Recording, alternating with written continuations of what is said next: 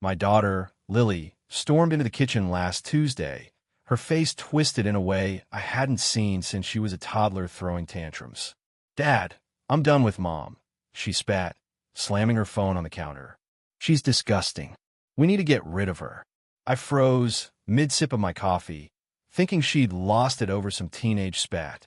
But then she shoved the screen in my face, a blurry photo of my wife, Jenna, in her silver Camry, laughing with a man I recognized instantly. Her godfather, Rick, the guy who baptized her 14 years ago. I try to laugh it off. "Lily, come on, they're just catching up." She didn't budge. "No, Dad. She's been sneaking around with him for weeks." I saw them parked behind the old gas station alone. My stomach churned, but I waved it away. Jenna had been distant lately, sure, working late at her accounting job. But Rick? He was family. Still, Lily's words stuck like burrs. She wasn't the type to overreact. Not since she turned 12 and started calling out my bad jokes with surgical precision. That night, I couldn't sleep. Jenna got home at 11, claiming a client meeting ran long. She smelled like lavender, not office coffee, and her shoes were spotless despite the rain outside. I asked about her day, casual as I could manage, but her smile twitched. "Same old, Nate," she said, brushing past me. I stared at her car keys on the hook, wondering why Lily's photo wouldn't leave my head. By morning, I was pacing. Lily watched me over her cereal, her brown eyes sharp. "You're thinking about it, aren't you?" she said. I wanted to deny it, but she was right. Something was off. Therefore, I made a choice. I'd watch Jenna closer. Not because I believed Lily's wild idea, but because I couldn't shake the image of Rick's smug grin in that car. And if they were hiding something, I'd find out. One way or another. Jenna's been my rock for 16 years. We met at a community college photography exhibit. Me snapping candids, her critiquing my shaky focus. She was practical, grounded, the kind of person who balanced my tendency to overthink. But over the last few months, that balance shifted. She'd leave for errands with no explanation, her phone buzzing late at night with texts she'd ignore in front of me. I chalked it up to stress. Her firm had been auditing some big client. But Lily's photo changed everything. I started small, checking the Camry's odometer when she wasn't looking. Wednesday morning, it read 84,512 miles. She said she was grabbing groceries after work, 10 miles round trip. When she got back, I peeked again, 84,547, 35 miles. My chest tightened, but I told myself it was nothing. Maybe she stopped for gas. Except the tank was still half full, and her reusable bags had the same dusty granola bars from last week. "Lily," I said that night, finding her sprawled on the couch with her sketchbook. "What exactly did you see at the gas station?" She didn't look up. Mom giggling like a kid, Rick leaning too close. "It wasn't normal, Dad." I pressed her. Had she heard anything? She shrugged. They didn't see me. I was across the street. Therefore, I had nothing solid. Just a hunch. But hunches don't lie awake at night, replaying a blurry snapshot. The next day, I drove by that gas station myself. It's a rundown spot off Route 17, pumps barely working, windows smeared with grime. No reason for Jenna to be there. Our usual place is 2 blocks from home. I sat in my truck, staring at the empty lot, until a memory hit me. Rick used to hang out here in high school, smoking behind the dumpster with the burnout crowd. I hadn't thought about that in years. But now, it felt like a thread I couldn't stop pulling. When I got home, Jenna was humming in the kitchen, oblivious. I smiled at her, but my hand was already reaching for her car keys. I needed more than mileage. I needed proof. I've always liked puzzles. Not the jigsaw kind. Those bore me, but the real ones like figuring out why a photo's shadows don't match the light. By Friday, Jenna's behavior was my puzzle. She'd left early, saying she had a breakfast meeting. I waited 10 minutes, then grabbed her spare key from the junk drawer. The Camry sat in our driveway, cold to the touch, like she'd walked somewhere instead. But her purse was gone, and so was her phone. I popped the trunk first. Nothing unusual, jumper cables, a spare tire, an old blanket. The glove box was next, receipts, a half-eaten granola bar, and a parking stub from downtown dated last Tuesday. The day Lily snapped that photo. Downtown's nowhere near that gas station. My pulse quickened, but I kept digging. Under the passenger seat, I found a cheap keychain with a single key. No tag, no mark. It wasn't ours. I should have stopped there, but curiosity's a beast. I drove to Rick's place, a sagging ranch house 10 miles out. His truck was gone, but I parked a block away and waited. An hour later, Jenna's Camry rolled up, not ours, but identical, down to the dented fender. She stepped out, glanced around, and let herself in with a key that matched the one I'd found. My jaw clenched. She'd lied about the meeting. Therefore, I had no more. I called Lily from the truck. "She's at Rick's," I said, voice low. She didn't hesitate. "Told you, Dad. She's playing us." I hung up, staring at that house. Rick came out 20 minutes later, carrying a duffel bag. It didn't touch, didn't laugh, just climbed into his truck and drove off. I followed, keeping my distance, until they pulled into a storage place off the highway. Unit 17. They disappeared inside, and I waited, snapping a photo of the sign with my old Nikon. When I got home, Jenna was already there, cooking pasta like nothing happened. "Good day?" she asked, smiling. I nodded, but my mind was on that key, that unit, and Lily's voice echoing in my head. We needed a plan. Something subtle. Something she wouldn't see coming. Lily's always been sharp. Too sharp, sometimes. She gets it from her grandpa, my old man, who could spot a lie across a crowded bar. Saturday morning, she sat me down at the kitchen table, her sketchbook swapped for a notebook scribbled with ideas. "We mess with her car," she said, tapping a pencil. "Pour burnt oil in the engine. It'll smoke, stall, leave her stranded. She'll freak." I stared at her, half impressed, half horrified. She was 14, not some mechanic, but she'd watched enough YouTube to sound convincing. I'd worked on cars before, basic stuff, oil changes, tire swaps. Nothing fancy. But this was sabotage. "Lily, that's crazy," I said. She leaned forward. "No, Dad, it's smart. She's lying to us. We deserve to know why." Her certainty rattled me, but she wasn't wrong. The storage unit, the key, the mileage, it was piling up. Therefore, I agreed. We'd do it Sunday night, when Jenna was asleep. That afternoon, I hit the auto store for oil, cheap stuff, already dark and gritty. The clerk barely glanced at me, just rang it up.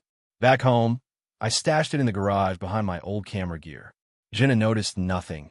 Too busy texting someone while watching TV. I caught a glimpse, Rick's name on the screen. My hand shook, but I played it cool, asking about dinner instead.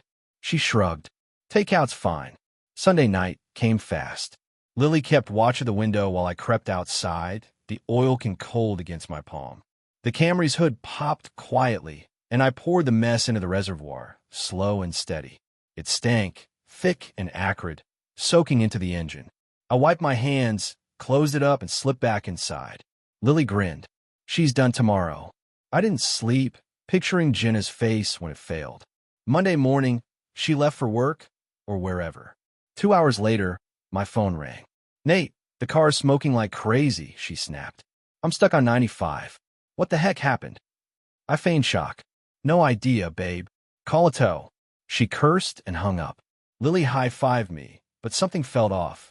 Her anger on that call, it wasn't confusion. It was panic. Jenna's breakdown on 95 should have felt like a win. Lily was buzzing, pacing the living room, already plotting our next move. "She's freaking out, Dad. We got her." I nodded, but that phone call gnawed at me. Jenna hadn't sounded lost. She'd sounded furious, like I'd ruined something bigger than a commute. I kept that to myself, though. Lily didn't need doubts slowing us down. I'd snapped photos my whole life, moments, not people. Frozen slices of time that told stories without words.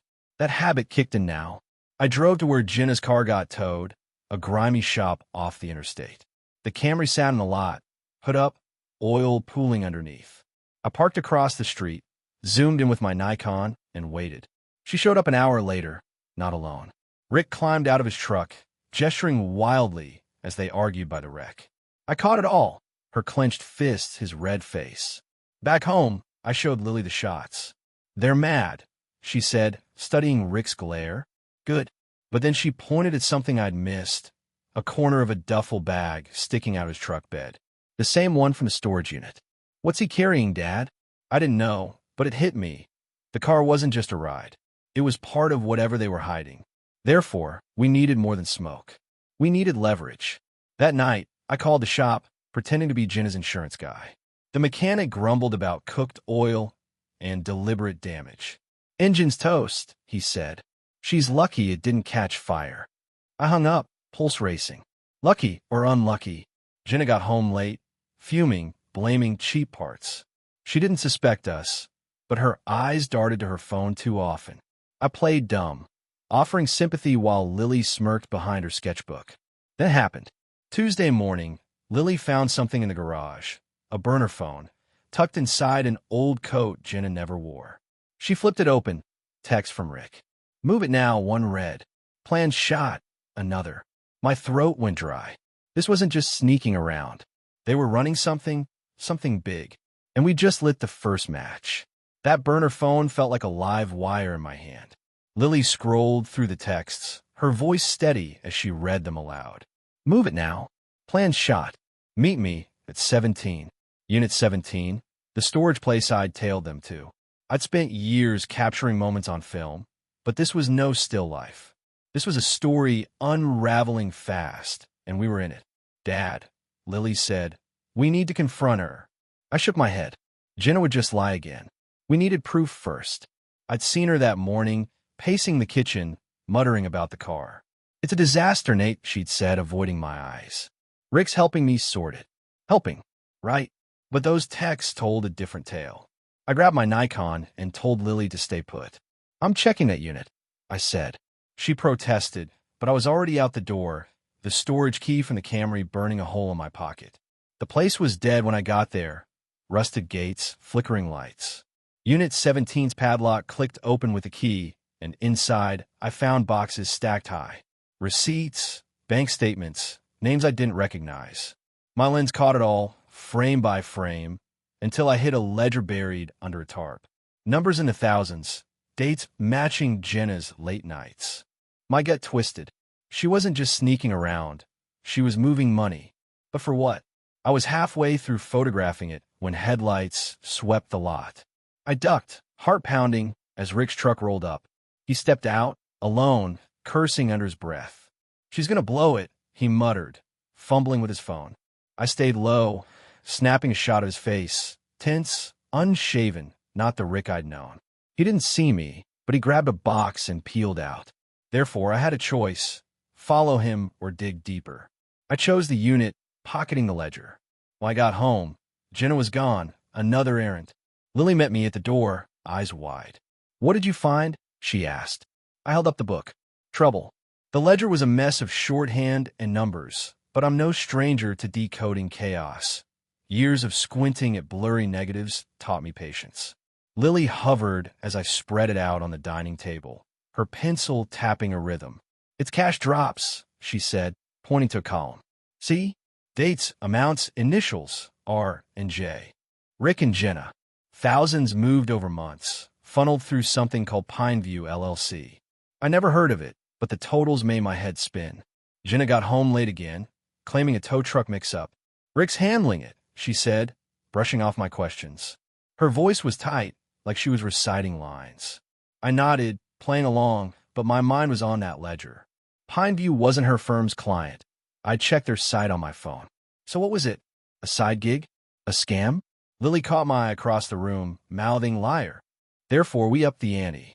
She'd pitched the oil trick as a test, but now it felt small. "We hit her harder," Lily said after Jenna crashed out on the couch. "Make her slip up." I hesitated. Sabotage was one thing, but this was war. Still, the ledger's weight in my hands pushed me forward. We settled on tracking her next move. I'd borrowed a buddy's GPS tracker from his fishing boat, small enough to hide under the Camry's bumper if she got it running again. Next morning, she left in a rental, a beat-up Ford from the shop. I slapped the tracker on while Lily kept watch, her sketchbook a prop. She's headed west. Lily said an hour later, checking my phone's app. The stopped. Rick's house. I drove out, parking a street over, and watched through my lens. They argued again, louder this time, Jenna jabbing a finger at his chest. "You said it was clean," she hissed. He shoved a bag at her and stormed inside. I tailed her back, the tracker pinging every turn. She didn't go home, straight to the storage unit instead. I parked far off, heart hammering. She hauled that bag inside, oblivious. Whatever Pine View was, it wasn't over, and we were closing in. Jenna stayed at Unit 17 for 20 minutes, long enough for me to snap a dozen shots from the shadows. She came out empty-handed, her face pale, and drove off in the rental. I waited, then slipped inside. The bag was there, unzipped, stacks of cash, rubber-banded, next to a laptop I hadn't seen before. My hands shook as I photographed it, the Nikon shutter a quiet pulse. This wasn't pocket change. This was serious. But why hide it here? I got home before her, the ledger and photos burning a hole in my brain. Lily pounced. "What's in the bag?" I showed her the shots, and her jaw dropped. "That's gotta be 10 grand, Dad. Maybe more." She was right. I'd counted at least 20 stacks, maybe 500 each. But then she frowned. Why is she so mad about the car if she's got this? Good question. Therefore, I opened the laptop. No password, sloppy. Emails loaded up, all from Rick to Jenna. Pine View's live. Clients wired $50K. Move it before audit. Audit? Her firm? My head spun, but the next email hit harder. Car's key. Don't lose it. The Camry wasn't just transport. It was storage. We'd torched their plan with that oil. No wonder she'd panicked on 95. I told Lily, and her eyes lit up. "We got her, Dad." She screwed. Jenna walked in then, mid-sentence on her phone. "Fix it, Rick, or we're done." She froze, seeing us at the table, and hung up fast. "What's with the stairs?" she asked, forcing a laugh. I slid the ledger toward her. "Explain this." Her face went white, but she recovered quick. "It's work stuff, Nate. You wouldn't get it." Lily snorted. "Work pays in cash now." She glared at us, then grabbed her keys and bolted. I didn't stop her. Let her run. The tracker would tell us where. Lily smirked. "She's toast." But I wasn't so sure. That laptop hummed with more than we'd seen, and Rick's emails mentioned a third party. Someone else was in this. Someone we didn't know. And they were watching her too. Jenna's rental peeled out, and the tracker pinged her heading east. Past Rick's, past the storage unit. Lily tracked it on my phone while I grabbed my camera bag. "She's scared," Lily said, grinning. "We've got her running." I wasn't so sure. Scared people don't just flee. They cover tracks. But we'd push her this far, and I couldn't stop now. The laptop stayed home, locked in my safe, its secrets still half buried. She stopped at a strip mall 30 miles out, a dingy place with a pawn shop and a diner. I parked across the lot, lens trained on the Ford. She didn't go inside anywhere, just sat there, head in her hands. Then Rick's truck rolled up. I snapped shots as he climbed into her passenger seat, his face tight. They talked, fast and low, and I cursed the distance. But Lily zoomed the tracker app. She's not moving. What's he saying? I didn't know, but I caught a glimpse. Rick handed her something small, a flash drive maybe. She nodded, and he got out, slamming the door. He drove off. She didn't. I waited 10 minutes, 20, until she finally stepped out and walked into the diner. Therefore, I took a risk. I crossed the lot, popped her trunk with a Slim Jim from my old toolbox. Photography gigs taught me odd tricks, and found nothing. No cash, no clues. Just a spare tire and a crumpled receipt. Back in the truck, I checked it, dated yesterday, a hardware store, $12.49. Nails or something. Lily guessed when I showed her later. Covering something up? Maybe, but that flash drive stuck with me. When Jenna got home that night, she was calm, too calm. "Rough day," she said, pouring wine. I played along, but Lily whispered, "She's bluffing." The tracker showed she'd ditched the rental after the diner, back to the shop. On foot. With who? I pulled up the photos that night, zooming in. Rick's handoff was clear. The drive was black, tiny, unmarked. Whatever was on it, it was her lifeline now. And we didn't have it. Yet. Lily met my eyes. "We need that drive, Dad." She was right. Time to turn the screws. Lily's idea was bold. Break into Rick's truck. "He's got the drive, or he knows where it is," she said, pacing our living room. I'd spent half my life framing shots, not breaking laws, but she had a point. Jenna's calm act at dinner felt like a mask, and that flash drive was the key to cracking it. But Rick wasn't dumb. He'd be on edge after the car mess. We needed a plan, not a smash and grab. I tracked him first. Wednesday morning, his truck sat outside a dive bar off Route 17, the same spot he'd haunted as a kid. I parked far off, lens ready, and watched. He stumbled out at noon, unshaven, yelling into his phone. "She's losing it, man. Fix this." Not Jenna's voice on the other end. Someone new. My shutter clicked as he tossed a beer can and drove off. Lily checked the tracker. Jenna was at her office, first time in days. Split up. Perfect. That night, I staked out Rick's place. His truck was in the driveway, lights off inside. I crept closer, hoodie up, and tried the passenger door, unlocked. Sloppy again. No drive, but under the seat, I found a crumpled note. Pineview Meet, March 28th, 9 p.m., Old Mill. Tomorrow. My pulse spiked. I snapped a photo and slipped out, but headlights swung down the street. I ducked behind a tree as Jenna's rental pulled in.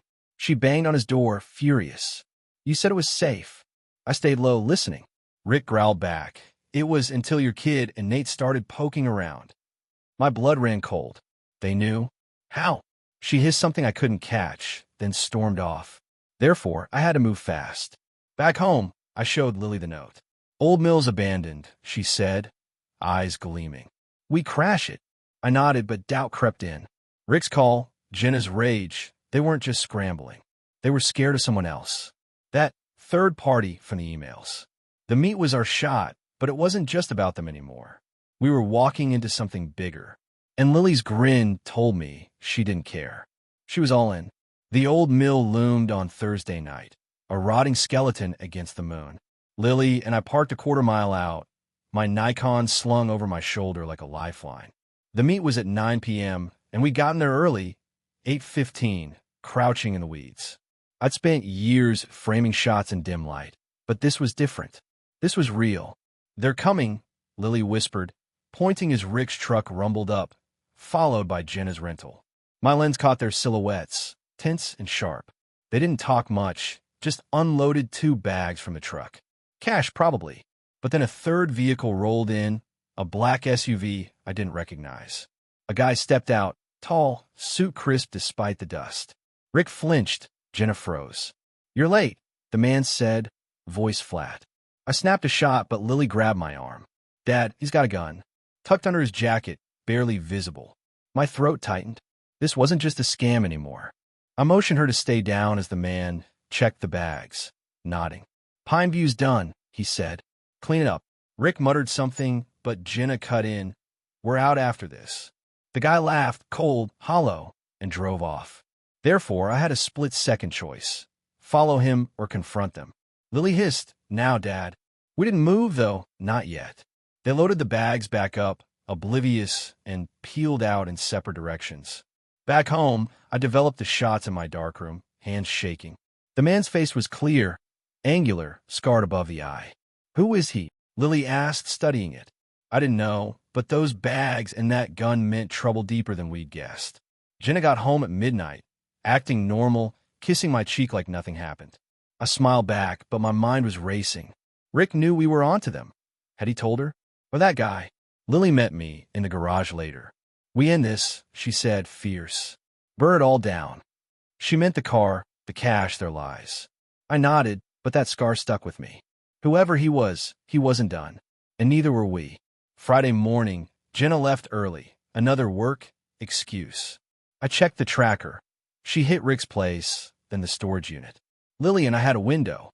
"We torched the Camry," she said, pulling a gas can from the shed. I'd photographed fire before. Campfires control burns. But setting one? That was new. But the ledger, the cash, that Scarface guy, they'd pushed us too far. "Okay," I said. "Tonight." We waited until dusk, when Jenna was out with clients. The Camry sat at the shop, fixed but unclaimed. Perfect. I drove us over, Lily clutching the can like a trophy. The lot was empty, security cameras long busted. I popped the hood, poured the gas, and stepped back. Lily lit a rag, her hand steady, and tossed it. Flames licked up fast, orange claws tearing into the engine. We ran, ducking into my truck a block away. The fire was on the news by 10 p.m. Arson, no suspects. Jenna called me, voice shaking. "Nate, the car's gone. Someone burned it." I feigned shock, but she didn't buy it. You've been weird all week, she snapped. What's going on? I hung up, heart pounding. She knew something. But then Lily found it. A singed envelope in the driveway, dropped from Jenna's purse. Inside, a fake ID with my photo, labeled Nathan Carter, Pineview LLC. My head spun. They planned to frame me, crash the scam, pin it on me, vanish. They were going to ditch us, Lily said, voice hard. Mom and Rick. I stared at that ID, my own face staring back, and something broke. Therefore, I confronted her when she got home. Explain this, I said, tossing it on the table. She went pale, stammering. It's not what you think, Nate. Rick, he forced me. Forced you to fake my name? I shouted. She crumbled, admitting half the truth. Pineview was a laundering gig, Rick's idea, but she'd joined to secure our future. Lies on lies. Lily watched, silent, her eyes cold. Jenna begged me to understand, but I walked out. The fire wasn't enough. We'd lost her long before the flames. Jenna's confession left me hollow, but Lily was a live wire. She doesn't get to cry now, she said, slamming the fake ID on the counter.